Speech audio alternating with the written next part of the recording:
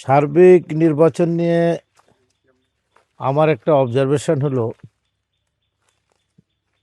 জামাত এত ভোট বাংলাদেশে পাবে এটা কেউ কল্পনা করে নেই। তারা 15 বছর গুপ্ত অবস্থায় আওয়ামী লীগের মধ্যে ছিল।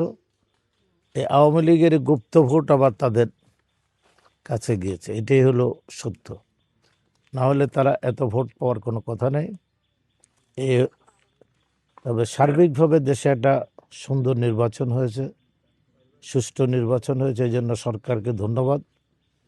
আর তারেক রহমান প্রধানমন্ত্রী হিসেবে শপথ গ্রহণ করবেন 31 দফার ভিত্তিতে এবং 8 দফা যেটি উনি দিয়েছেন, এর ভিত্তিতে বাংলাদেশ একটি কল্যাণমূলক রাষ্ট্রে পরিণত হওয়ার সম্ভাবনা দেখা দিয়েছে।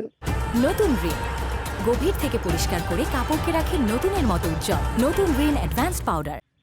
এ রাষ্ট্র এখন সম্ভাবনাময়। 71-এর মুক্তিযুদ্ধকে ধারণ করে, 30 লক্ষ শহীদের রক্তকে ধারণ করে, জুলাই আগস্টের শহীদদের রক্তকে ধারণ করে তারেক রহমান একটি অসাম্প্রদায়িক বাংলাদেশ গড়ে তুলবেন। হিন্দু, বৌদ্ধ, খ্রিস্টান, বুদ্ধ, মুসলমান, মুসলিম এবং পাহাড় সমতলের সকল নৃতাত্ত্বিক গোষ্ঠীকে নিয়ে বাংলাদেশকে একটি কঠোর পরিশ্রমের মধ্য দিয়ে একটি অসাম্প্রদায়িক বাংলাদেশ পরিণত করবেন। এবং উনি যে কথাটি বলেছেন, রাসূলুল্লাহ সাল্লামের ন্যায় বিচার ভিত্তিক সমাজ ব্যবস্থা, এটিও বাস্তবায়িত হবে।